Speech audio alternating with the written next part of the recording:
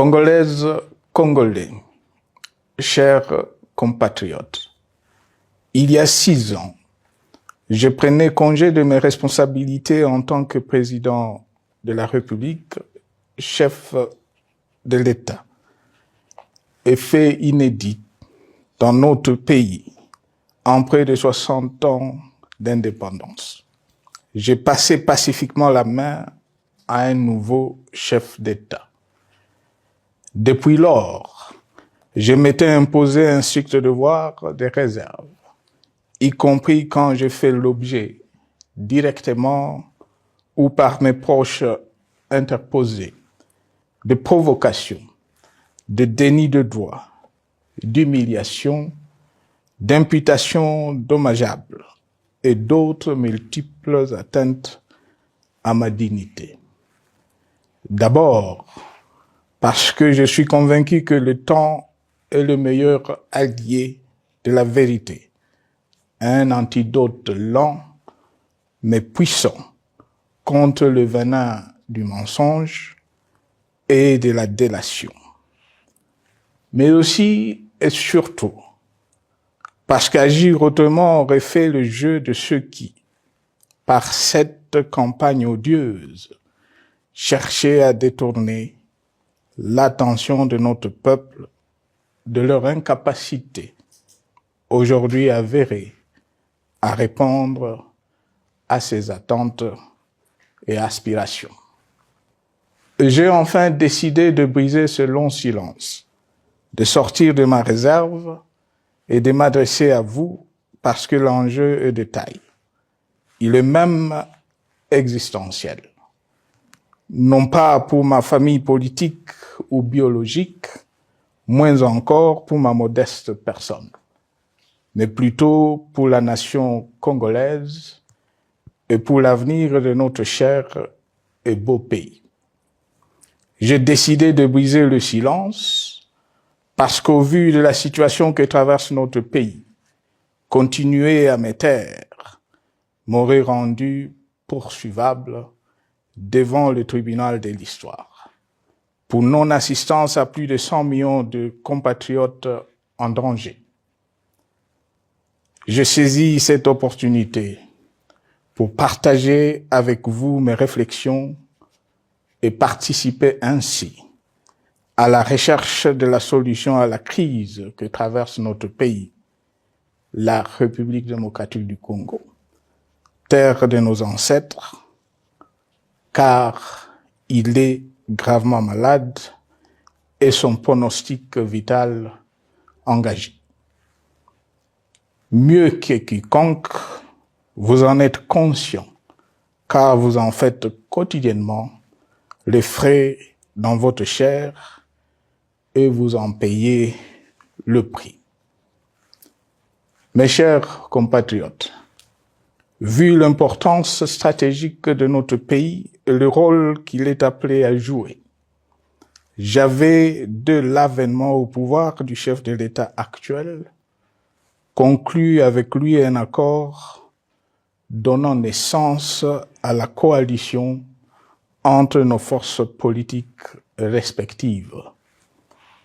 À propos de cet accord, beaucoup de contre-vérités ont été dites, y compris, fort malheureusement, par celui qui est censé connaître la vérité, parce qu'en étant l'un de 2 principaux signataires.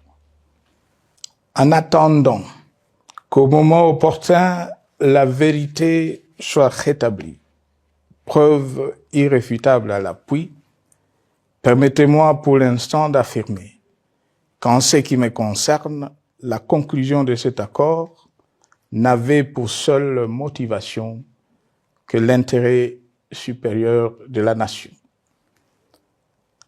Par cet accord de mutualisation de forces, j'entendais en effet permettre à mon successeur d'exercer dans la direction des affaires de l'État plus de pouvoir effectif que ce que la faible représentation de sa famille politique au sein de la nouvelle Assemblée nationale était en droit de lui conférer. Je voulais par ailleurs faciliter le fonctionnement harmonieux des institutions et éviter à la nation, comme à notre jeune démocratie, d'éventuelles crises politiques qui leur auraient été fatales.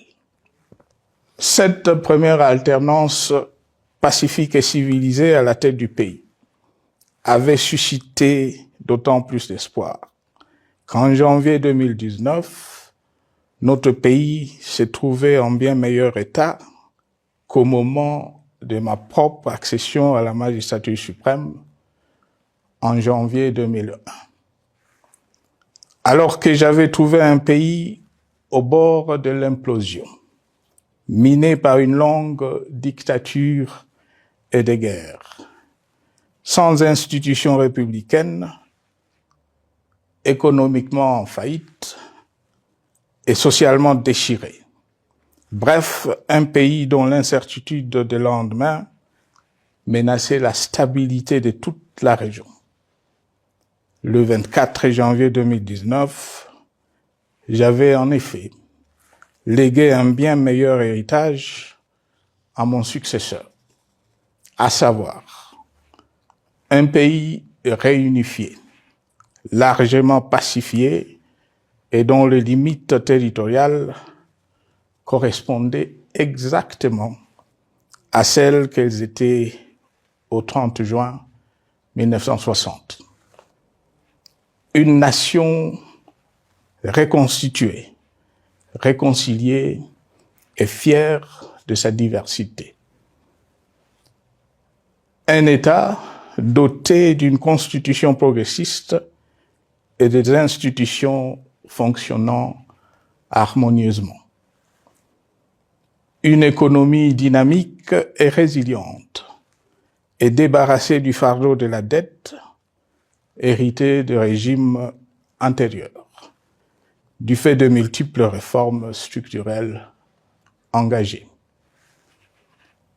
Une armée nationale républicaine de plus en plus professionnelle et capable de relever le défi de la défense de l'intégrité du territoire national. Une démocratie en constante consolidation, avec notamment l'organisation sur fonds propres d'un troisième cycle électoral. Le cœur serré, je constate qu'à peine 6 ans après, ce bel héritage en indivision, légué à l'ensemble de notre peuple, a été complètement dilapidé par celui qui en avait reçu la garde.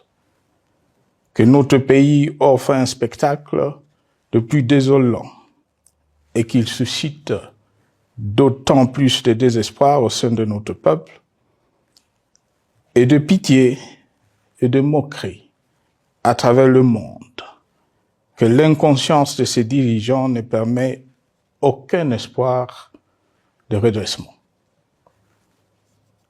Cette détérioration rapide de la situation générale du pays est principalement due à l'iverse du pouvoir sans limite. Le nouveau dirigeant s'illustre en effet par une série de remises en cause, reniements et violations intentionnelles de la Constitution, avec en toile de fond la volonté irrésistible de concentrer tout le pouvoir entre les mains d'un seul homme, au mépris du pacte qui cimentait la cohésion de notre peuple. Le premier acte de remise en question de ce pacte républicain, véritable socle de stabilité et de cohésion nationale, a consisté à violer délibérément la Constitution et les lois pertinentes lors du premier remaniement de la Cour constitutionnelle par le président de la République. La violation de ce texte juridique, fondement de tout état de droit, pour de simples raisons de confort politique est devenue depuis lors une marque distinctive de la gouvernance de notre pays.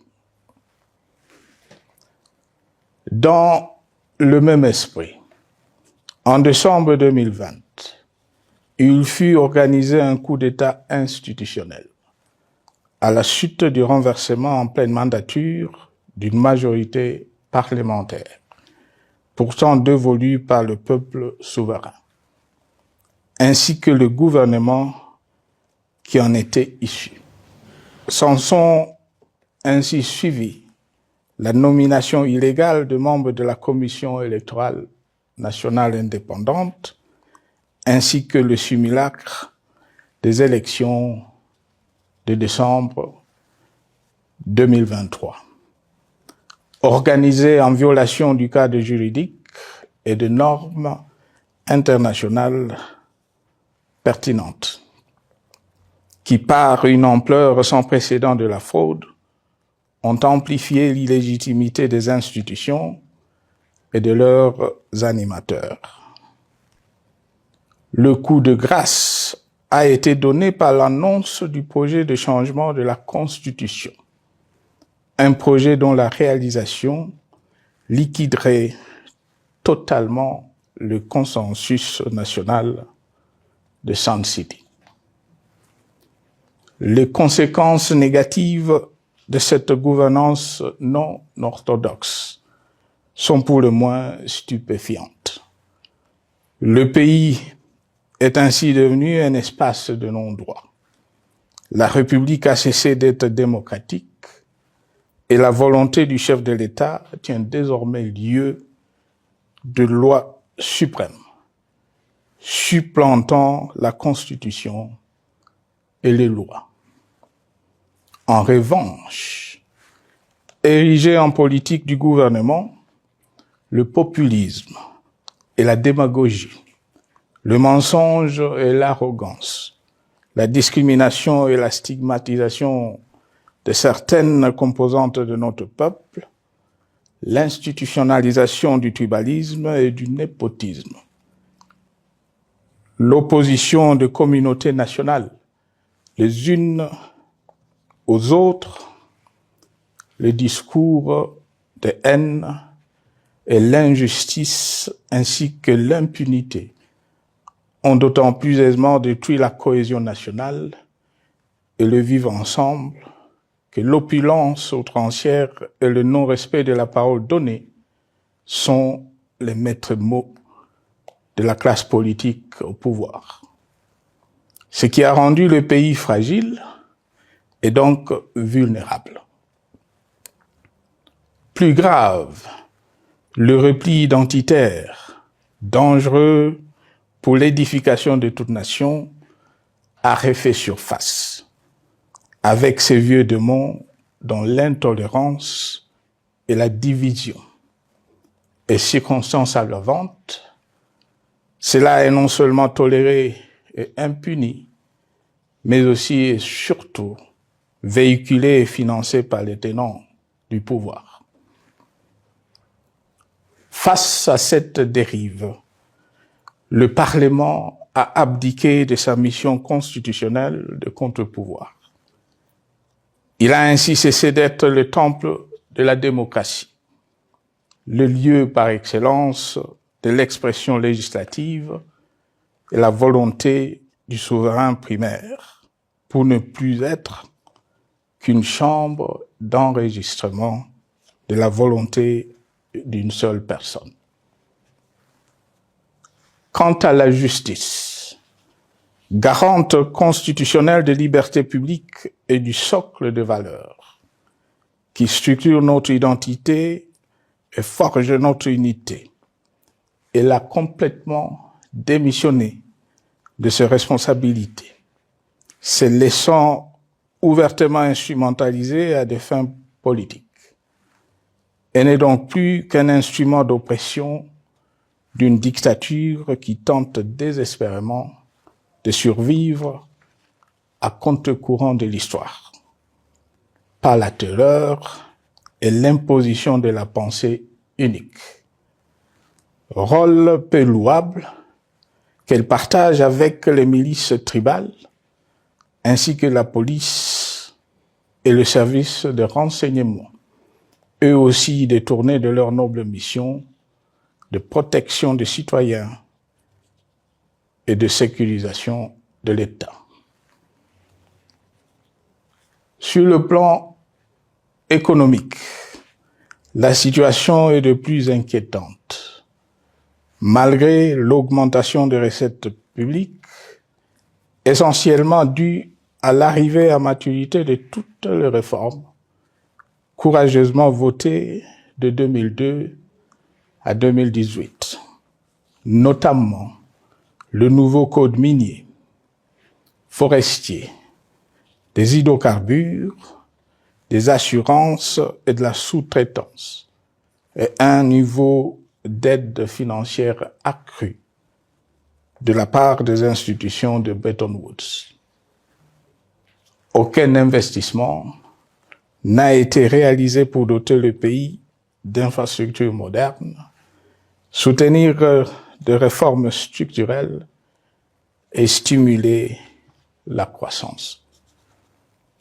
Par contre, l'inflation et la dépréciation monétaire, jadis vaincues, sont de retour. La corruption et le détournement de deniers publics ont atteint un niveau inédit. Et l'endettement public que nous avions maîtrisé de 2010 a de nouveau grimpé en flèche, dépassant la barre des 10 milliards de dollars et suscitant des inquiétudes légitimes quant à la solvabilité à moyen et long terme du pays. Les conséquences sur le plan social sont aussi dramatiques.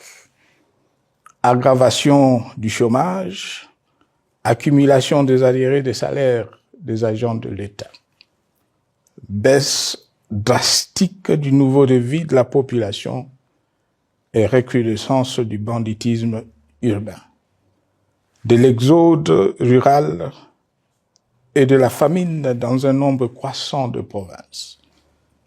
Les Congolais sont désormais en proie à une véritable angoisse existentielle. Parmi les victimes résignées de ce gâchis se trouve en bonne place notre jeunesse, qui a été pourtant de tout le combat démocratique et qui a beaucoup cru aux vertus de l'alternance pacifique. Aujourd'hui, sans repère ni perspective sérieuse du lendemain, et se sont abandonnés, laissés à la merci des entrepreneurs de conflits et de vendeurs d'illusions de tous bords. Rien de ce qui lui a été promis depuis 6 ans n'a été réalisé. À cette jeunesse désabusée, comme à l'ensemble de notre peuple, nous tenons à donner une assurance. L'échec d'un régime compromet, mais ne scelle pas définitivement le sort d'un peuple. Mes chers compatriotes, s'agissant de la situation sécuritaire, dans les grandes agglomérations comme dans nos campagnes, elle est partout plus que préoccupante. C'est le cas notamment au nord Kivu, au sud Kivu, en Ituri, au Maniema, au Tanganyika, au Katanga et au Mai-Ndombe, province pourtant voisine de Kinshasa, capitale du pays et siège des institutions. Le sang de nos compatriotes civils et militaires, valeureux officiers et soldats des rangs, mais aussi députés, éminents membres de la société civile ou de partis politiques, a ainsi abondamment et gratuitement coulé. Du fait de l'intolérance, du cynisme, voire pire, d'un terrorisme d'État pratiqué dans un seul et unique dessein, l'abus du pouvoir pour le pouvoir. C'est le cas, entre autres, des sang de plusieurs centaines de détenus du centre pénitentiaire de rééducation de Makala, sauvagement abattus dans la nuit du 1er au 2 septembre 2024, victimes sans défense d'un crime incontestable contre l'humanité, à ce jour resté impuni.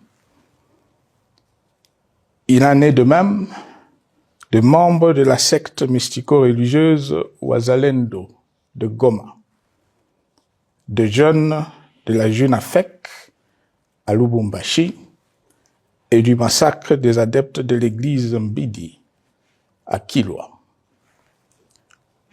Cette déliquescence de la situation sécuritaire est due à la mauvaise gouvernance du pays qui, dans ces secteurs, est aujourd'hui caractérisé par une formation militaire bâclée, des recrutements et mises en place ethniquement motivés, ainsi que par l'emprisonnement sans jugement, aussi bien de plusieurs militaires et officiers de haut rang que des agents de l'ordre et de sécurité, majoritairement swahiliphones. Bien plus, à l'armée nationale, bouclier de la nation, instrument de préservation de l'indépendance nationale et de l'intégrité territoriale, il a été substitué de bandes de mercenaires, de groupes armés, de milices tribales et de forces armées étrangères, qui ont non seulement montré leurs limites, mais aussi enfoncé le pays dans un chaos indescriptible. L'État a ainsi perdu le monopole de la violence légitime en sous-traitant aux groupes armés, autrefois maîtrisés, le maintien de l'ordre public et de la tranquillité nationale.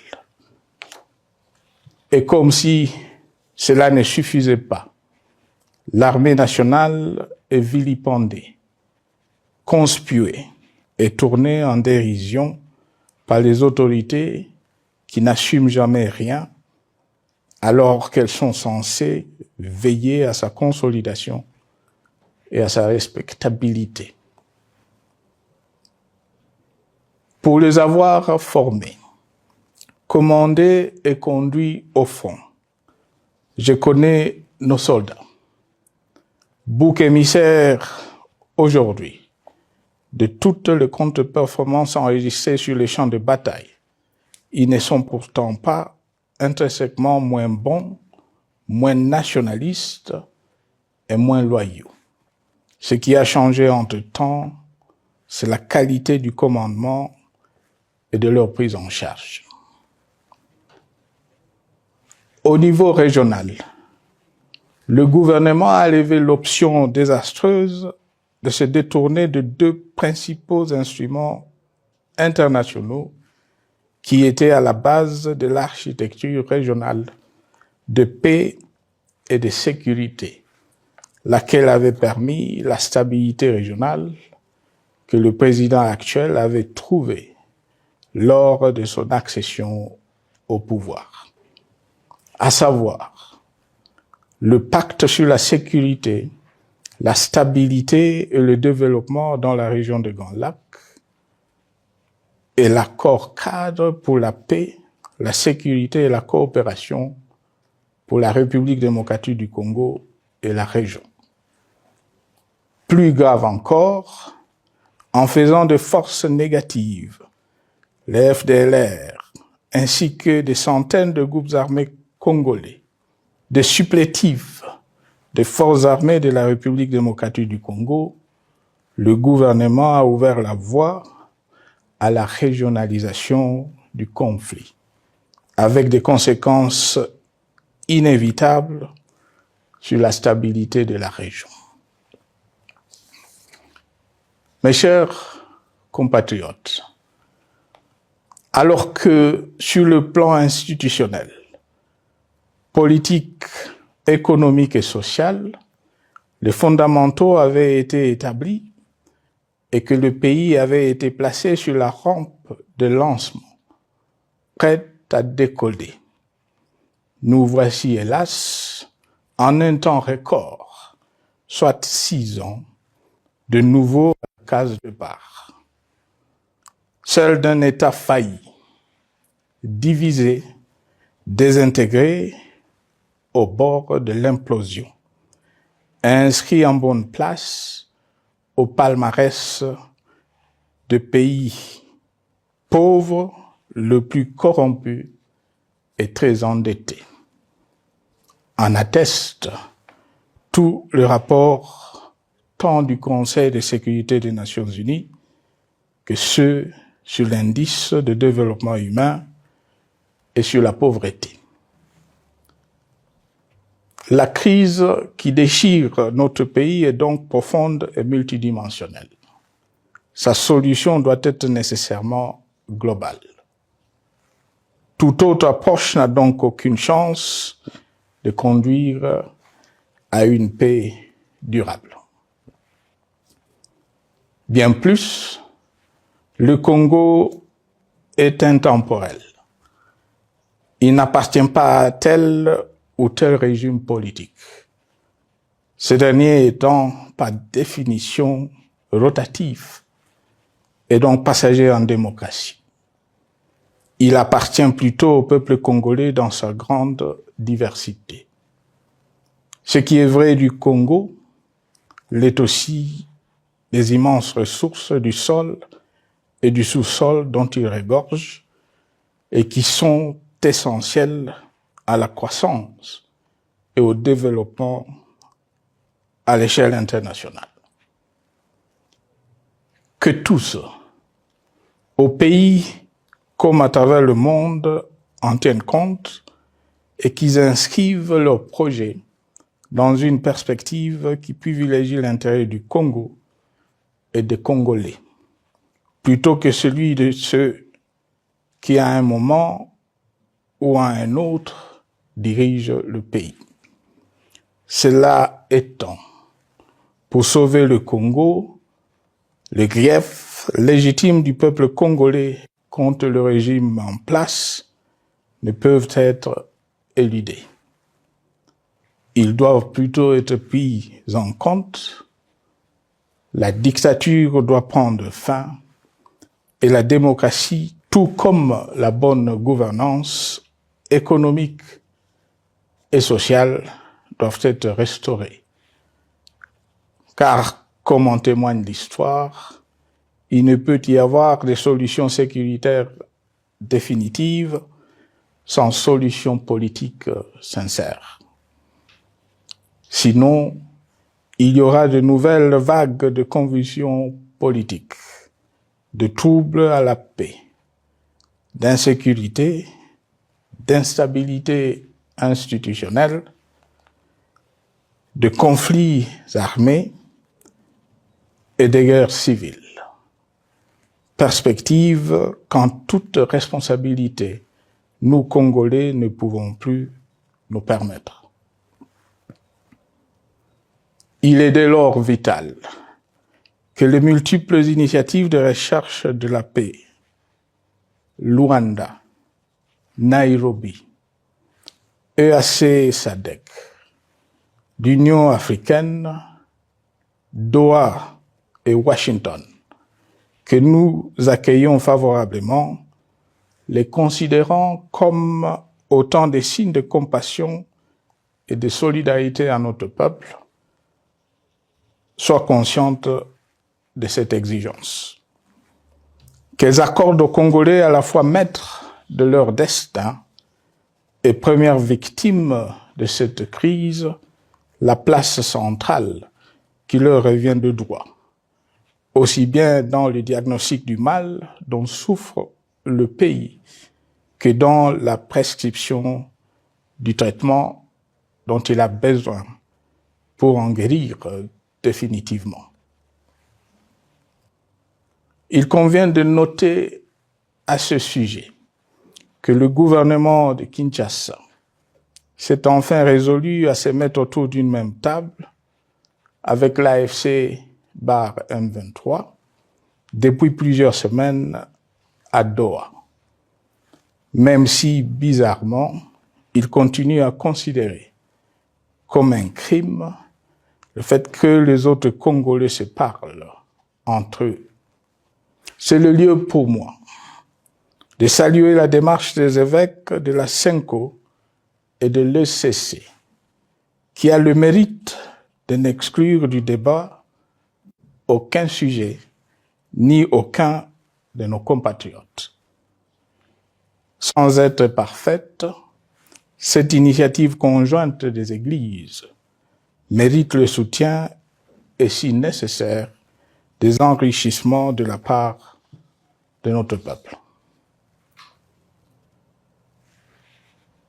Mes chers compatriotes, une fois n'étant pas coutume, il convient de dénoncer la falsification de l'histoire par ceux dont le jeu pervers dans l'opposition naguère, comme aujourd'hui au pouvoir, a consisté et consiste encore à calomnier, à diffamer, à diaboliser et à diviser pour gagner et régner, à se défausser sur les autres pour justifier leur contre-performance, quelles qu'en soient les conséquences sur la cohésion nationale ou en termes de vies humaines injustement brisées ou perdues. Une preuve, s'il en fallait encore, vient de nous en être donnée une fois de plus. Il y a quelques jours, en effet, suite à une simple rumeur de la rue ou des réseaux sociaux sur ma prétendue présence à Goma, où je veux me rendre dans les prochains jours, comme annoncé par ailleurs, le régime en place à Kinshasa a pris des décisions arbitraires, avec une légèreté déconcertante qui témoigne du recul spectaculaire de la démocratie. Mieux que quiconque, vous savez que pour moi, le Congo est la priorité absolue, que sa souveraineté et son intégrité territoriale ne sont pas négociables, que mon engagement pour la démocratie, la cohésion nationale, la paix et la stabilité n'est pas un slogan creux, et que le respect de la Constitution et des lois du pays, autant que celui de la parole donnée, sont sacrés. Militaire, j'ai juré de défendre la patrie jusqu'au sacrifice suprême. Hier au pouvoir, aujourd'hui en dehors du pouvoir, je demeure plus que jamais fidèle à ce serment. En ce moment où le pays est de nouveau divisé, appelé par le destin, j'ai le devoir d'œuvrer à la recherche de la paix et de contribuer à la reconstruction de notre pays qui se meurt.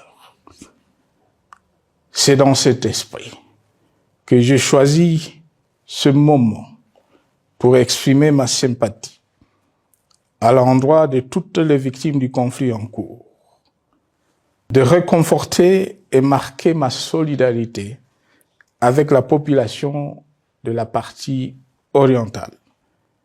Vous, qui êtes abandonnés par le pouvoir central, qui semble avoir pris le parti de vous punir, entre autres, en déconnectant les institutions financières du réseau bancaire national et en restreignant le mouvement de personnes et de biens.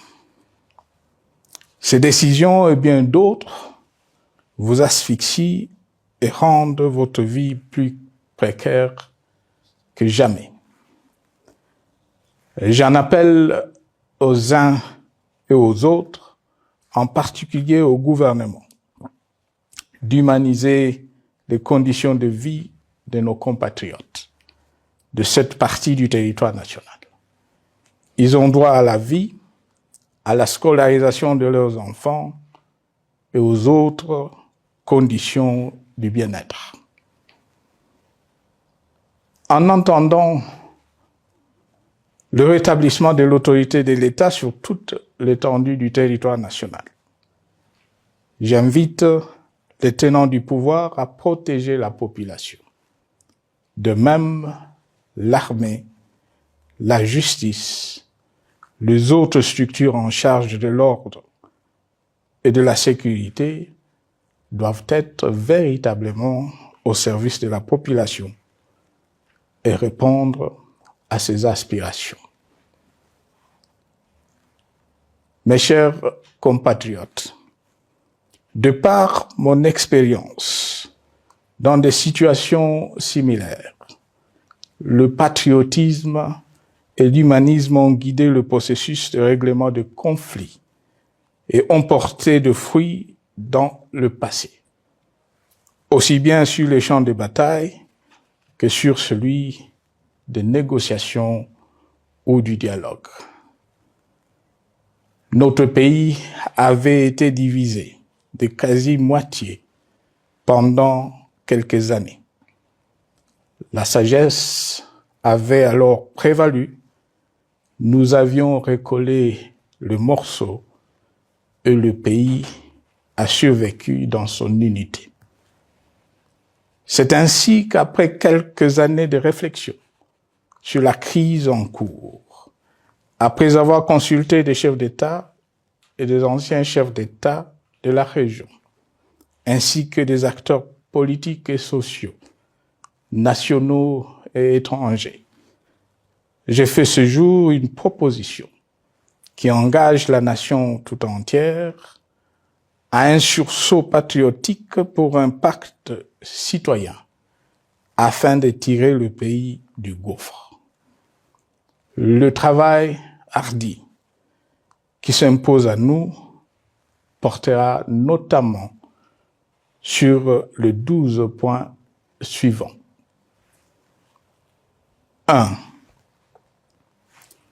Mettre fin à la dictature, mieux à la tyrannie. 2. Arrêter la guerre. 3. Rétablir l'autorité de l'État sur toute l'étendue du territoire national. 4. Restaurer la démocratie en revenant aux fondamentaux d'un véritable État de droit. 5. Rétablir les libertés fondamentales. 6. Réconcilier le Congolais et reconstruire la cohésion nationale. 7. Relancer le développement du pays par la mise en place d'une bonne gouvernance économique, une gestion administrative et financière orthodoxe et une répartition équitable des ressources nationales. 8. Relancer le dialogue sincère et permanent avec tous les pays voisins en vue de l'instauration de la paix et du développement durable dans la région. 9. Rétablir la crédibilité du pays auprès de partenaires au niveau tant régional, continental qu'international. 10.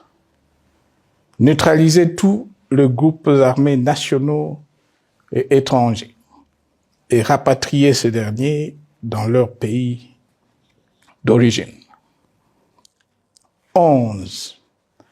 Mettre définitivement fin au recours et à l'utilisation de mercenaires, conformément à la Convention de l'Union africaine sur l'élimination du mercenariat en Afrique du 3 juillet 1977 et à la résolution des Nations Unies du 4 décembre 1989 portant sur la Convention internationale contre le recrutement, l'utilisation, le financement et l'instruction de mercenaires et rapatrier sans condition ceux qui sont déjà déployés sur le sol congolais. 12. Ordonner le retrait sans délai de toutes les troupes étrangères du territoire national. À ce sujet, je salue la décision sage des pays de la SADC de retirer les troupes de la SAMI DRC de notre pays.